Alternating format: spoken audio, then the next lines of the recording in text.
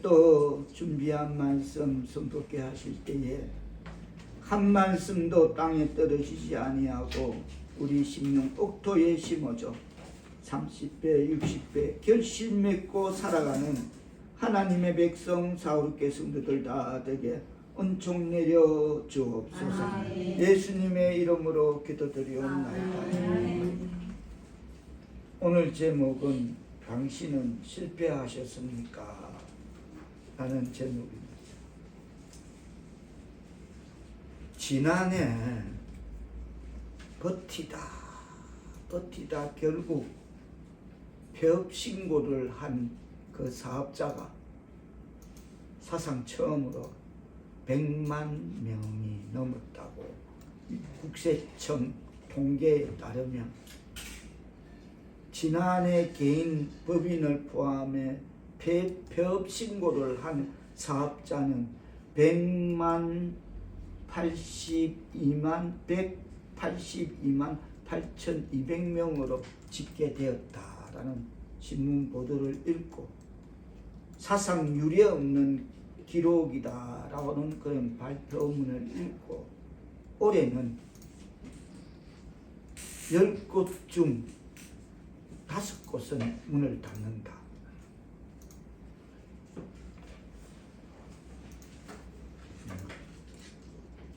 그 책임 또한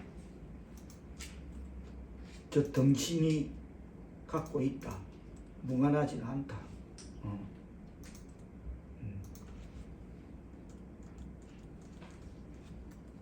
여러분은 실패해본 경험이 있으신지요? 그런데 실패는 누구나 경험하는 삶의 한 부분입니다. 그냥 실패는 일상적이며 보편적인 삶의 경험이라고 할 수 있다.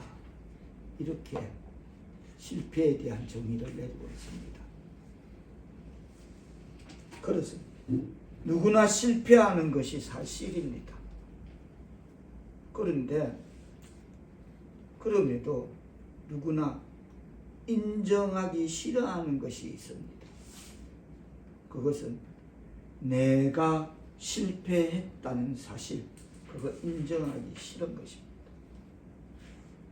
그래서 우리는 나의 실패가 노출되거나 지적될 때마다 분노와 수치심을 감추지 못합니다. 흔히 실패할 때마다 우리가 그것을 처리하기 위해서 하는 행동은 두 가지로 나타난다고 진단하고 있습니다. 과거의 실패를 망각하거나 또는 실패를 미화시키려고 한다는 것입니다. 잊어버리거나 그것을 미화시키려 한다는 겁니다. 사실 우리는 실패를 통해서 많은 것을 배울 수 있음에도 불구하고 실패에 대한 잘못된 접근성 때문에 우리의 삶은 앞으로 나아가지 못하고 있다는 것입니다. 이것이 특히 우리 민족 인간사의 한 비극이기도 하다라고 정의를 그렇게 내리고 있습니다. 그러나 성경을 읽으면서 우리가 성경의 정직성 앞에 놀라운 사실이 있음을 알 수 있게 합니다. 그것은 성경은 인간의 실패 앞에 정직합니다. 성경을 진지하게 읽는 사람마다 그 사실에 먼저 놀랍니다. 우리가 존경하는 믿음의 선진들, 성경의 인물들의 생애에서 그들의 약점과 부끄러운 실패를 아브라함부터 총망라해서 그들의 약점과 믿음의 선진들의 부끄러운 실패를 성경은 여지없이 기록하고 폭로하고 있습니다. 그래서 성경은 인간의 실패 앞에 정직합니다. 다 같이 따라합니다. 성경은 인간의 실패 앞에 정직하다. 인간의 실패 앞에 정직하다. 그렇습니다.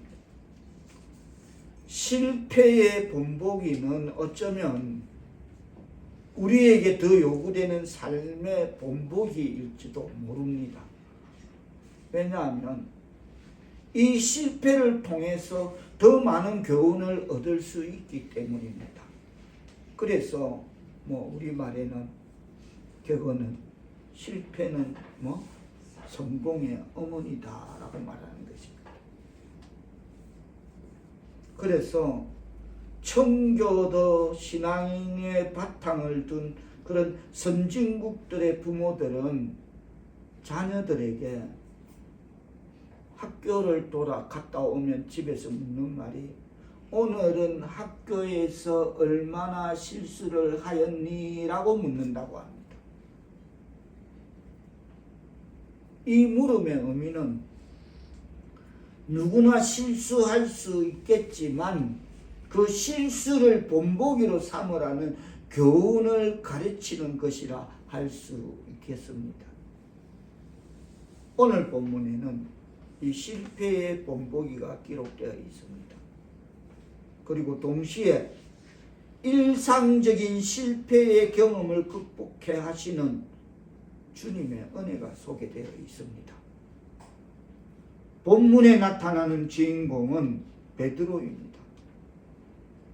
본문은 베드로가 예수님을 3번 부인하고 주님을 모른다고 저주하고 맹세한 사건 이후에 전개되는 일련의 사건을 보여주고 있습니다. 이제 베드로는 실패했습니다. 그래서 도저히 주님 앞에 설 수 없다고 느끼면서 주님을 피하고 있었습니다. 그러나 이 피하고 있는 베드로를 쫓아가 그 뒷덜미를 잡아 다시 일으켜 세우시는 주님의 은혜가 본문에 소개되고 있습니다. 실패를 깨닫게 하시고 실패의 이유와 실패의 진상을 깨닫게 하시고 그 실패에서 베드로를 회복시키는 하나님의 은혜의 드라마입니다. 이것이 오늘 본문 요한복음 21장의 내용인 것입니다. 하나님의 백성 사울교회 성도 여러분, 주님은 우리를 실패에서 다시 일으켜 세우십니다. 아멘. 다 같이 따라하십니다. 주님은 우리를 실패에서 다시 일으켜 세우신다. 실패에서 다시 일으켜 세우신다. 본문에서 주께서 베드로를 실패에서 다시 일으켜 세우실 때에 첫째로는 자기가 실패한 문제 앞에 다시 직면케 하십니다. 왜? 우리가 실패할 때마다 제일 먼저 나타나는 반응은 실패의 현장에서 도피하고 싶은 유혹입니다. 두 번 다시 생각할지도. 그래서 실패한 다음에 우리는 어떻게 합니까? 실패했던 그 일이나 그 현장에서 돌았습니다. 세상 버전으로 말하면 때리치아, 경상도 말로 때리치아 부는 겁니다. 집어치우는 겁니다. 한 예를 들어 어떤 한 교우가 이런 생각을 합니다.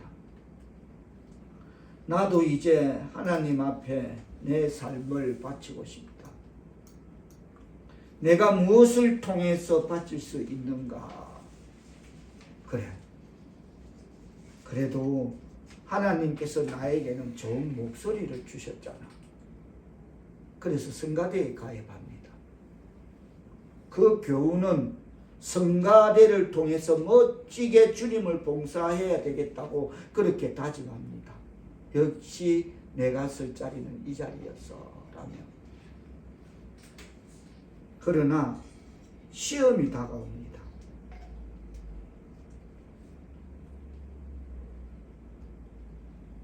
성가대 지휘자에게 어느 날 지독한 야단을 한번 맞았습니다. 그거 하나 딱딱 못 맞추냐 뭐 이런 식으로. 그 다음에 여러분 같으면 어떤 행동을 취하겠습니까? 간두자. 여기도 내 자리가 아닌가 봐. 집어치우는 것입니다. 실패에 대해 우리는 흔히 그것을 피합니다. 현장에서 집어치웁니다. 그만두면 될 거 아니야. 뭐 성가대 한다고 돈이 나오나 밥이 나오나 하고 집어치우는 겁니다. 그것이 바로 베드로의 사건입니다.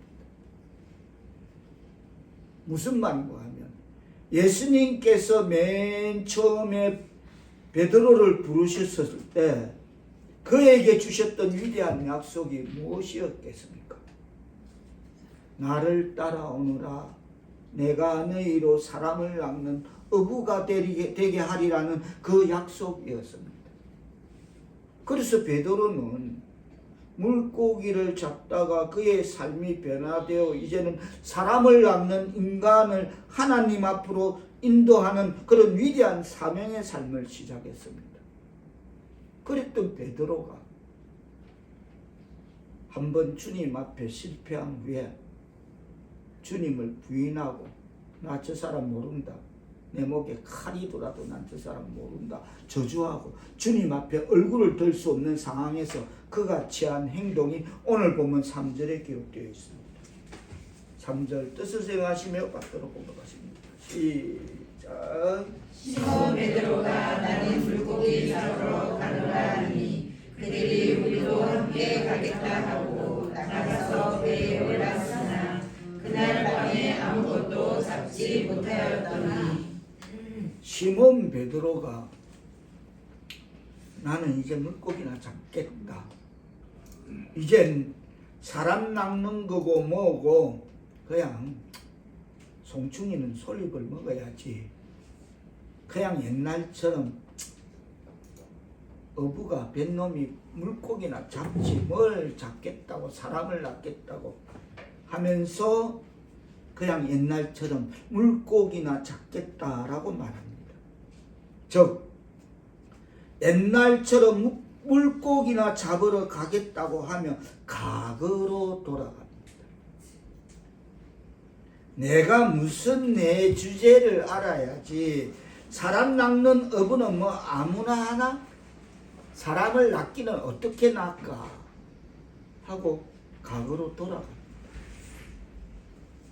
하나님의 백성 사우리교회 성도 여러분, 오늘 본문은 영적 사업에서 실패한 베드로의 모습을 성경이 보여주고 있습니다. 그런데 베드로는 주님을 따라가는 일에 있어서만 실패한 것이 아니라 한 걸음 더 나아가서 이제 그래 나는 주님 따라가는 것이고 뭐고 봉사고 뭐고 하나님을 위한 삶이고 무엇이고 간에 다 집어치우겠다라고 결심하고 돌아선 것입니다. 그냥 어울리게 물고기나 하던 것 그냥 하자라고 다 집어치우겠다 하고 결심하고 돌아옵니다. 그리고 물고기를 잡습니다. 그런데 물고기를 잡으러 갔지만 밤이 그날 밤에 아무것도 잡지 못하였더니 밤이 새도록 한 마리도 잡지 못했다는 것입니다. 그렇다면 베드로는 영적 사역에서뿐만 아니라 사람 낚는 업으로 내가 너를 쓰겠다 하는 그 영적 사업에서뿐만 아니라 육신적 삶의 현장에서도 또다시 실패의 고배를 마시는 것입니다. 바로 그때 내 능력으로 내 한계로 아무것도 할 수 없어. 얼마나 다른 건 몰라도 그쪽 계통에는 정말 잔뼈가 굵은 세상 말로 노하우가 충만한 그런 다른 건 몰라도 고기 잡는 데에 대한 건 타고난 어부였습니다. 그런데 그 현장에서도 실패의 고배를 마신다.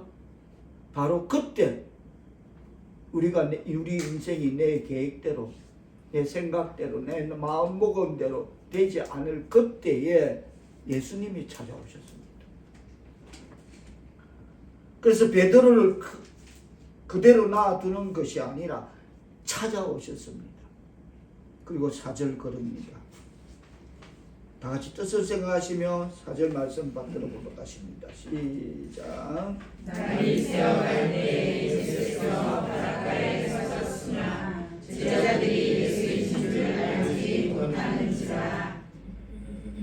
그날 밤에 아무것도 날이 새도록 잡지 못하였던 그 밤이 지날 때 주님은 풍랑이는 그 밤에 제자들이 고난을 당하는 그 바다 위를 밤 사경에 바다 위로 걸어서 그들에게 찾아오셨지만 제자들이 예수님이 바다 위로 걸어오심을 보고 마가복음 6장에 보면 유령인가 하여 소리 질렀다라고 기록하고 있습니다.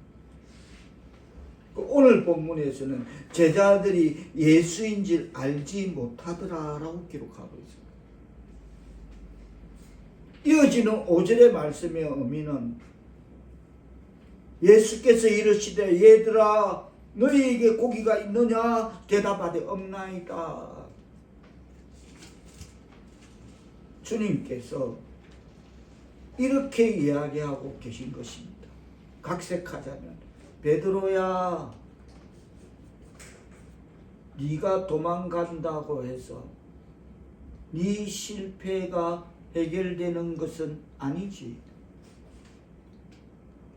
네가 피한다는 것은 해결이 아니야. 해결책이 아니야.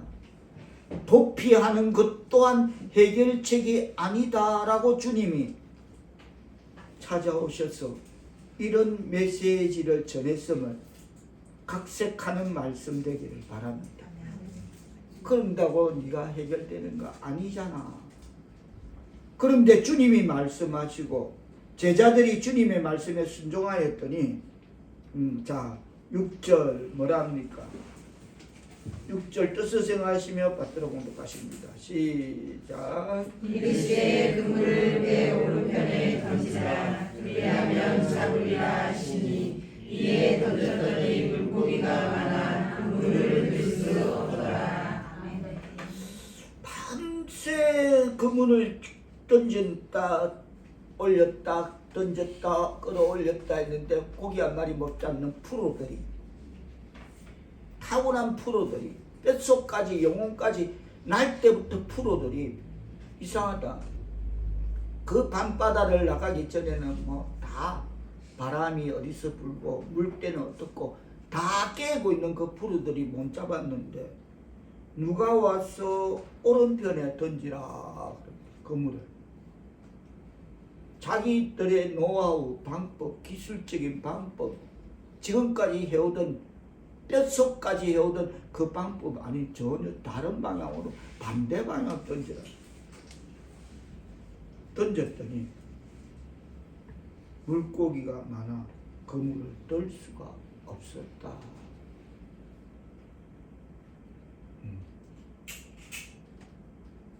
지금까지 잡아본 물고기 중에 가장 많은 어획량을 수확했다는 것입니다. 한 번도 이렇게 잡아본 적이 없는 엄청난 어획을 거두었다는 것입니다. 반대편으로 던지라 했다.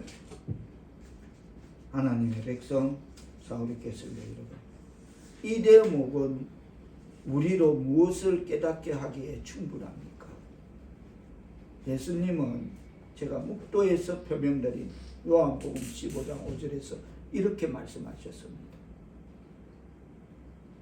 나를 떠나서는 너희가 아무것도 할 수 없습니다. 아멘. 다 같이 따라합니다. 나를 떠나서는 너희가 아무것도 할 수 없습니다. 아무것도 할 수 없습니다. 즉 너의 생각과 너의 방법을 택할래 아니면 나를 믿을래 라는 말씀임을 깨닫기를 바랍니다. 아멘.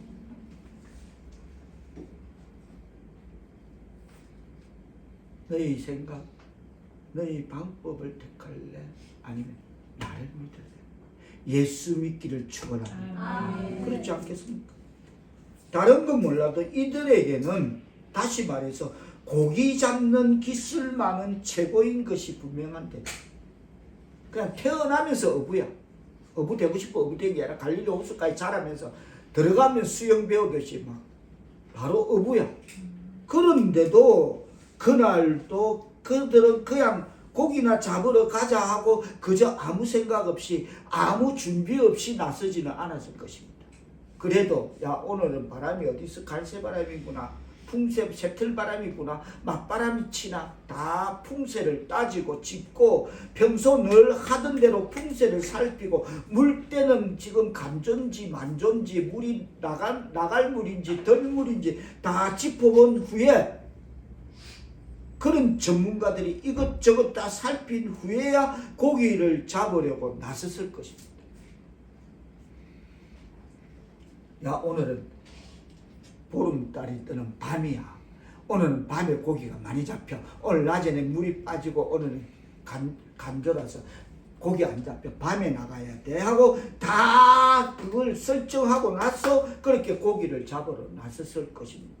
그럼에도 그런 전문가들이 그것도 한 명이 아니라 오늘 본문 요한복음 21장 2절에 보면 시몬 베드로와 디모데라는 도마와 갈릴리 가다 사람 나다나엘과 세베대의 아들들과 또 다른 제자 둘이 있었다니까 최소 7명이 그 배에 프로페셔널 7명의 전문가가 함께 앉아 있었던 것입니다. 7명이 한 사람이라도 합의가 안 되면 형님 오늘은 나가면 안 돼요. 이건 아니잖아요. 이 바람은 아니잖아요. 하면 안 나가는 사람들입니다. 그 조가 구미가 7명이 안 움직여. 근데 맞다 생각할 것도 없고 볼 것도 없고 그냥 맞다 나가자 하고 7명이 합의하고 나간 것입니다. 일반인 7명이 뱃놀이 나간 것이 아니라 달밤에 뱃놀이 일반명 7명이 나간 것이 아니라 고기 잡는 전문가 7명이 완전수 세팅된 7명이 그것도 한 배에 다 함께 있었다라고 기록하고 있습니다. 우리 개개인의 부족함 그건 차체에 두고 지금 말씀은 인간 실수할 수 있다. 실패할 수 있다. 그거죠. 전문가 7명이 한 배에 타도 실패한다는 것입니다. 그럼 뭐 조금 전에 나를 떠나서는 너희가 아무것도 할 수 없습니다. 아멘. 그 전문가 7명이 동시에 한 배에 타고 나갔는데도 그런데도 물고기 한 마리도 그 밤에 밤새 잡지 못하고 정정건강하고 있을 때에 건졌다 그물을 올렸다 땡겼다 밀었다 하고 있을 때에 주님께서 나타나셨습니다.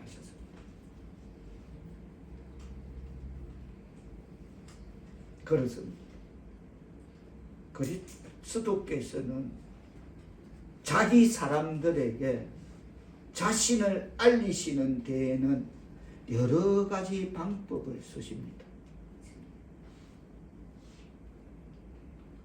보통 의식 속에서 나타나지만 때로는 오늘 본문에서처럼 그들이 그것에 관하여 거의 생각하지 않고 물고기를 잡고 있을 때처럼 열심히 우리 인생 살고 있을 때 당연히 될 것 같이 인생의 순풍 불 것 같이 내 인생에 태클이 걸리지 않을 것 같이 살고 있을 때에 오늘 이 밤바다에 전문가 7명이 열심히 고기를 그물을 내렸다 올렸다 내렸다 빈금을 헛당기고 이렇게 땡겼다 내렸다 할 때 물고기를 잡고 있을 때처럼 우리가 그저 평범한 평상시 일상일에 종사하고 있을 때 그의 영으로 그들을 방문하시는데 여기서도 그렇게 열심히 하고 있을 때 주님께서는 자기 사람들에게 자신을 알리는 방법으로 직접 나타나셨음을 7절에 보면 그물을 던지라 하고 고기를 올리고 난 뒤에 6절에 예수께서 사랑하시는 그 제자가 베드로에게 예수께서 사랑하시는 그 제자가 베드로에게 이르시되 주님이시라 하니 시몬 베드로가 웃고 있다가 주님이라 하는 말을 듣고 곁옷을 들으며 바다로 뛰어내렸다. 주님께서 나타나심을 알아차리고 제자들은 놀라고 베드로는 입은 옷 그대로 바다 위로 뛰어내렸다. 베드로는 가장 열심히 있고 그냥 혈기찬 그런 제자임을 알게 하는 대목인 것입니다. 왜냐하면 베드로는 지금 주님이시다라는 말을 듣자마자 어떻게 하겠습니까? 주석은 참 적정한 주석의 해석을 잃었습니다. 배도 베드로를 붙잡아 둘 수 없었고 베드로는 배가 바닷가에 이르기까지 기다릴 수도 없었으며 즉시 바다로 뛰어내려 그리스도께로 제일 먼저 도달하려고 했었다라고 주석은 이 대목을 그렇게 해석하고 있습니다.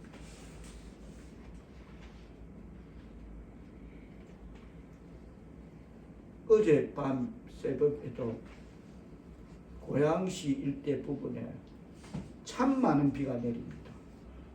그 제가 야 이것 봐라, 이게 비가 뭔가 내리는 것 같이 내리는데 이건 엄청난 양의 비가 내리고 있다.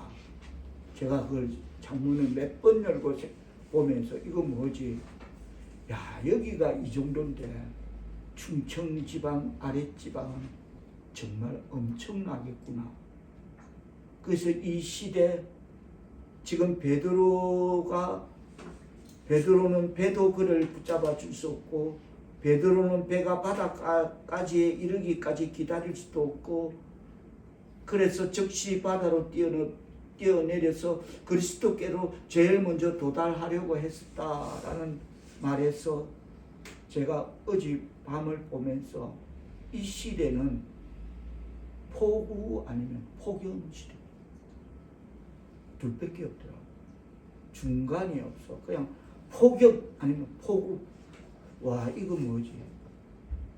이건 뭐지? 이상하다. 아니 엄살이 아니라 시대가 좀 이상한. 저도 많은 걸 보았고 지금까지 오면서 보았지만 좀 이상합니다. 때가 가까웠다. 지구의 멸망의 때도 가까워. 주님 오실 때가 가까웠다. 어떻게 폭우 아니면 폭염이야? 둘 중에 하나가 여름에 겪는 우리가 그걸 겪고 있구나 라는 것을 생각해 보면서 다시 본문으로 따라와서 베드로는 그래서 바다에 뛰어내림으로써 그리스도께 향한 그의 예정과 강도, 예정의 강도와 열렬한 그 자기 소망이 자기에게 있음을 보여주었으며 끓는 그런 소망이 자기에게 있음을 보여주었으며 주님께 도달하기 위하여 바닷가까지 물속을 걷거나 허우적거려 헤엄쳐 갔다라는 것입니다. 그리고 베드로는 그 와중에서도 겉옷을 들은 후에 자 7절 말씀 다 같이 뜻을 생각해서 다시 한번 받들어 보도록 하시겠습니다. 시작. 예수께서 사랑하시는 그 제자가 베드로에게 이르되 주님이시라 하니 시몬 베드로가 걷고 있다가 주님이시라 하는 말을 듣고 시작. 그렇습니다. 베드로는 그 와중에서도 겉옷을 들은 후에 한급하게 바다로 뛰어내렸다는 것은 그리스도께 자기의 존경을 표현하기 위하여 그나마 자기가 거친 자기가 가장 좋은 옷차림으로 자기가 가진 가장 좋은 옷차림으로 주님 전에 나아가기 위함이었다라고 주석은 이 대목을 그렇게 달면서 이어지는 구절은 구절 뜻을 생각하시며 다 같이 받들어 보도록 하십니다. 시작. 육지에 올라보니 숯불이 있는데 그 위에 생선이 놓였고 떡도 있더라. 이 숯불은 베드로와 그의 일행들이 육지에 올라보니 숯불이 있는데 라고 기록하고 있습니다. 그 위에 생선이 놓였고 떡도 있더라. 이 숯불은 베드로에게 있어서는 있을 수 없는 사건이 얽혀진 그런 기억조차 하기 싫은 그런 망각의 숯불이었다라고 주석은 이 대목을 그렇게 해석합니다. 베드로가 숯불가에서 주님을 부인했다. 그래서 이 숯불은 베드로가 기억하기조차 싫은 그런 망각의 숯불이었다라고 그렇게 해석을 하면서 요한복음 우리가 21장 앞에 18장으로 잠깐 가보겠습니다. 요한복음 18장 18절 숯불에 대해서 이렇게 기록하고 있습니다. 다 같이 뜻을 생각하시며 받들어 봉독하십니다. 시작. 그때가 추운 고로 종과 아랫사람들이 불을 피우고 서서 쬐니 베드로도 함께 서서 쬐더라. 지금 이 장면은 베드로가 예수를 부인하던 나 저 사람 모르요. 저 사람 모르요. 모른다니까 라고 3번 부인하던 그 가야바의 법정 뜰 안에서 사람들이 추우니까 베드로를 추워서 그 불가에서 베드로는 불을 쬐면서 주님을 부인하고 있었던 것입니다. 17절 뜻을 생각하시면 받들어 보도록 하십니다. 시작. 문지기는 여주인 베드로에게 말하되 너도 이 사람의 제자 중 하나가 아니냐 하니 그가 말하되 나는 아니라 하고. 그래서 다시 오늘 보면 요한복음 21장 9절로 다시 돌아갑니다. 21장 9절 육지에 올라와 보니 숯불이 있는데 그 위에 생선이 놓였고 떡도 있더라 할 때 베드로는 그 숯불은 잊고 싶은 망각의 숯불이었는데 숯불 앞에 또 베드로는 서게 되는 것입니다. 본문에서 예수님이 피우는 숯불은 그냥 제자들이 밤새 고생했으니 추울까봐 숯불을 피워놓았던 것이라고 생각하지 말라라는 그 주석은 이 대목에서 그런 해석을 달면서 밤새 고생하고 추웠으니 숯불을 피웠던 것이 아니라 해변가에 숯불을 차려 놓으신 것은 주님의 의도적인 하나의 세팅이었다라고 말하고 있습니다. 그렇다면 더더욱 베드로에게는 기억조차 하기 싫은 망각의 숯불을 다시 등장시킨 주님의 이유를 주석은 이렇게 해석합니다. 베드로는 숯불 앞에서 주님을 부인했었다. 주님을 부인하고 배신했던 그 장면에서 베드로는 다시 서서 주님의 손을 붙들고 일어나야만 했었다. 주님이 해안가에 숯불을 차려 놓으신 것은 주님의 의도적인 하나의 세팅인 것이다 라고 베드로의 망각의 기억을 다시 깨우기 위한 세팅이었다라고 주석은 이 대목을 그렇게 해석하고 있습니다. 이제 베드로에게 찾아오신 주님께서 물으십니다.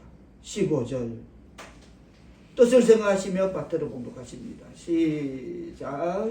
그들이 족밥 먹은 후에 예수께서 시몬 베드로에게 이르시되 요한의 아들 시몬아 내가 이 사람들보다 나를 더 사랑하느냐 하시니 이르되 주님 그러하나이다. 내가 주님을 사랑하는 줄 주님께서 아시나이다. 이르시되 내 어린 양을 먹으라 하시고.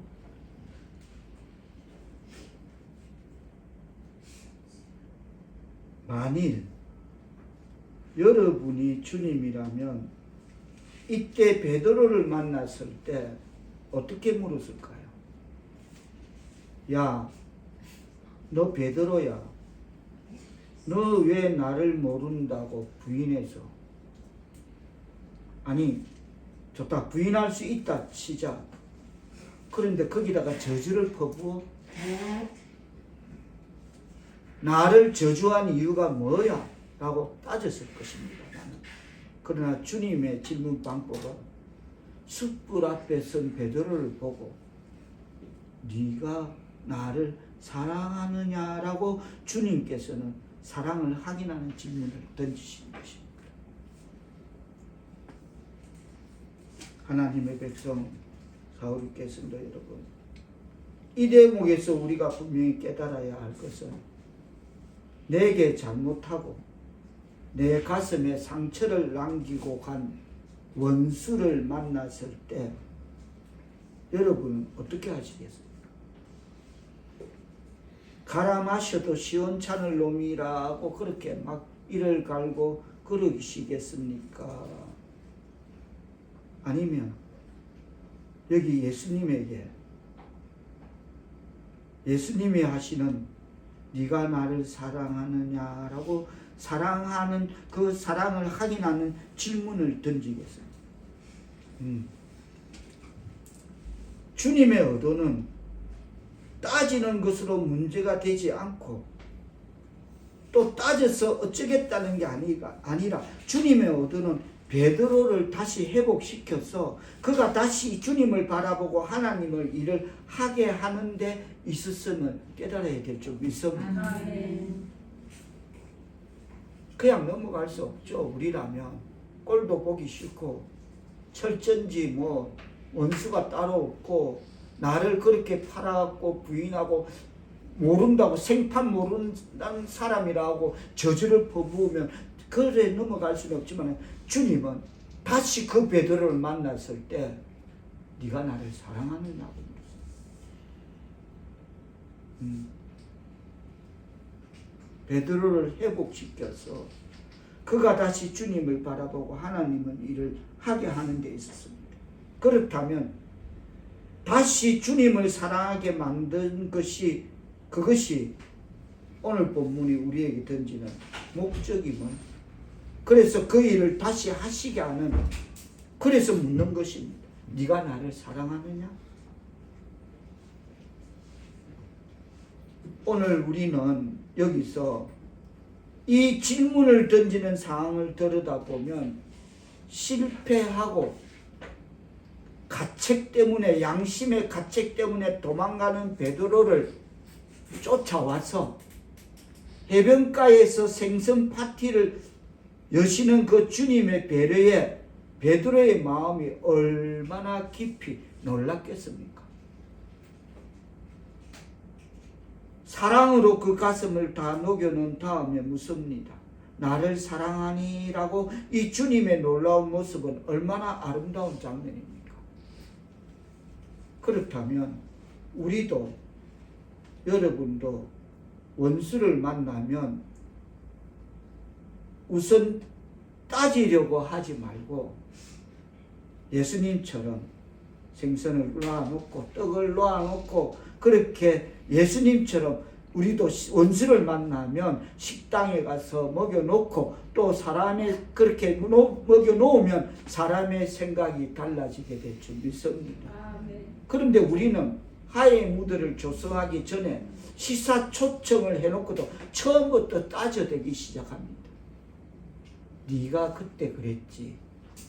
아직도 그 진행을 하고 있습니다. 오늘 본문에 보면 주님은 이 식사가 끝날 때까지 한마디도 안 하심을 15절에 보면 그들이 조반 먹은 후에라고 말하고 있습니다. 예수께서 시몬 베드로에게 이르시되 요한의 아들 시몬아 내가 이 사람들보다 나를 더 사랑하느냐라고 조반 먹은 후에 다 먹이고 고기 먹이고 떡 먹인 후에 예수님은 그 질문을 끝날 때까지 한마디도 안 하시고 소화가 다 된 그 다음에 물으십니다. 네가 나를 사랑하느냐?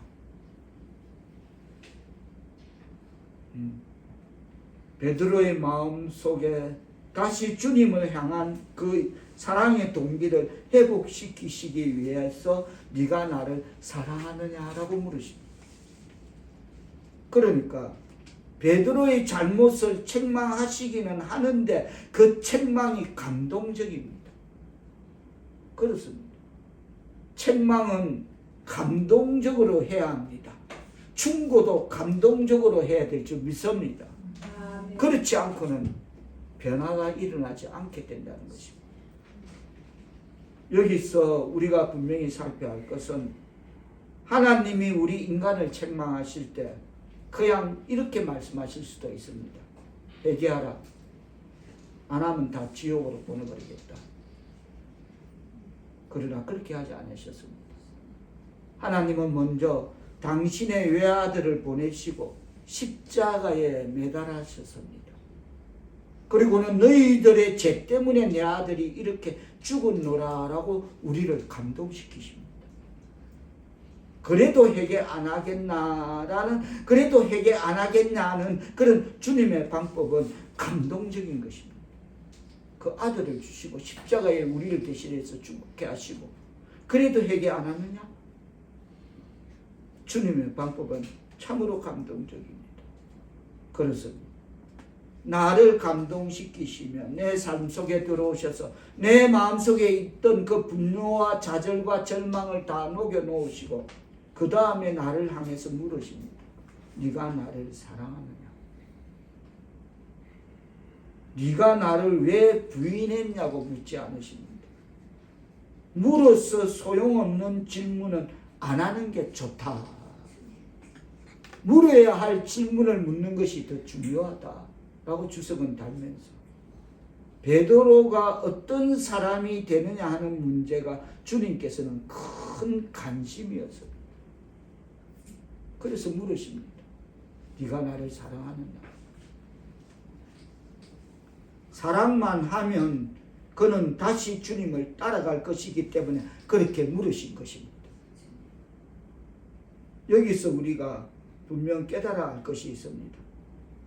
베드로에게 닥친 위기는 그가 주님을 부인했다는 사실보다도 주님을 향한 사랑의 농도가 식어가고 주님으로부터 도피하고 있다는 것입니다.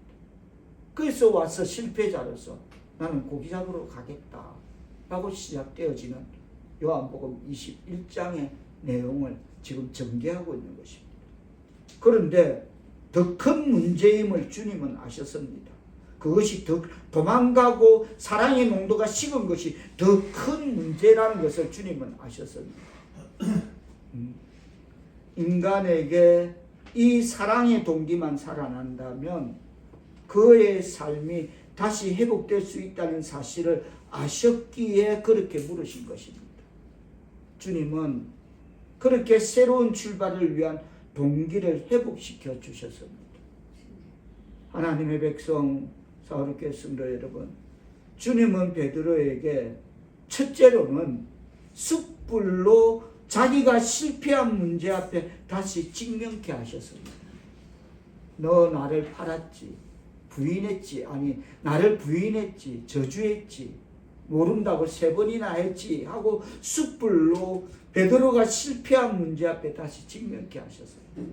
그리고 두 번째는 네가 이 사람들보다 나를 더 사랑하느냐고 삶에 대한 새로운 동기를 회복시켜 주셨습니다. 세 번째로는 베드로가 다시 해야 할 과제를 확인시켜 주셨습니다. 자, 17절 뜻을 생각하시며 받들어 공독하십니다. 다 같이 시작. 세 번째 일세 요한의 아들 시몬아 내가 너를 사랑하느냐 하시니 주께서 세 번째 내가 나를 사랑하느냐 하시므로 베드로가 의심하여 이르되 주님 모든 것을 아시오매 내가 주님을 사랑하는 줄을 주님께서 아시나이다. 예수께서 이르시되 내 양을 먹으라. 아멘. 처음에 주님이 베드로에게 네가 이 사람들보다 나를 15절에 더 사랑하느냐 하시니 이르되 주님 그러하시니이다.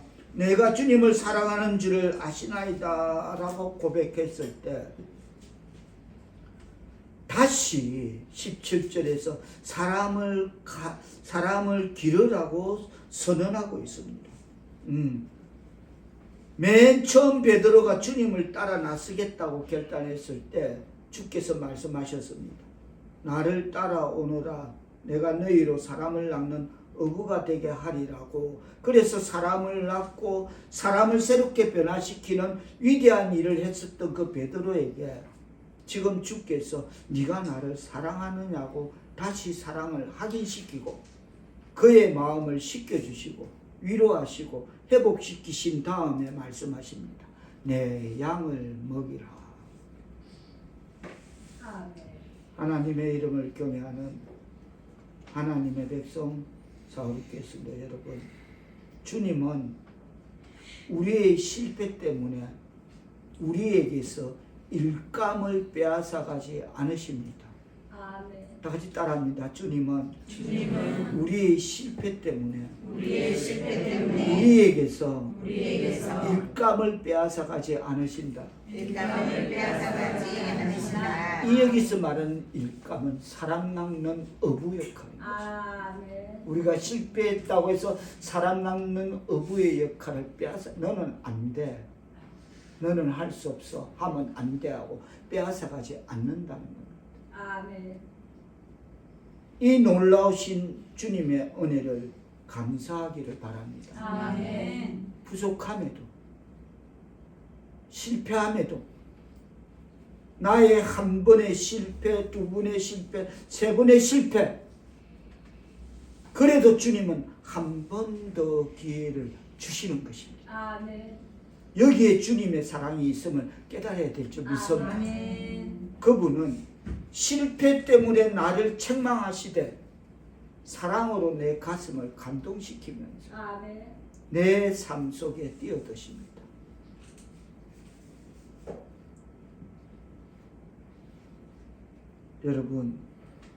여러분은 실패하셨습니까? 그분은 실패 때문에 나를 책망하지 않으십니다. 당신이 실패했다고 해서 자격이 없다고 말씀하시지 않고 너는 안 돼 라고 말씀하시지 않고 그렇기 때문에 너는 다시 돌아와야 해. 아멘. 네 계획, 네 방법, 네 생각 그거 갖고는 아무것도 되는 게 없어. 나를 떠나서는 아무것도 할 수 없어. 그렇기 때문에 너는 다시 돌아와야 해. 그리고 다시 한번 헌신해야 해. 내 양을 먹이라 라고 말씀하심을 받아들이고 실천되어지기를 축복합니다. 아멘. 무슨 말입니까? 내 실패에도 불구하고 사용하기를 원하신다는 말씀이면 깨닫는 말씀 되기를 축원합니다. 아멘. 주님은 이런 베드로 없이도 얼마든지 하나님의 일을 하실 수 있습니다. 근데 부인하고 저주하고 세 번이나 그러고 도망간 고기나 잡으러 갔던 그 베드로를 호숫가에 찾아오셔서 베드로에게 그러지 않으셔도 됩니다. 얼마든지 다른 사람에서 통해서도 주의 일을 하실 수 있습니다. 그러나 베드로와 함께 베드로를 통해서 일하시려고 그를 건면하시는 주님의 이유, 이것은 그냥 거저 주시는 주님의 은혜임을 깨닫기를 축원합니다. 아멘. 정말 부족한, 정말 무지한 우리를 그래도 우리를 통해서 일하시고자 하는 살아남는 어구가 되고자 하는 이것은 비단 베드로뿐만이 아니라 저와 여러분에게 주시는 주님의 사랑임을 깨닫기를 축원합니다. 아멘. 말씀을 맺으며 당신은 실패하셨습니까? 그 실패가 어떤 실패이든 신앙의 실패이든 사업상의 실패이든 인간관계의 실패이든 왜 실패하셨습니까?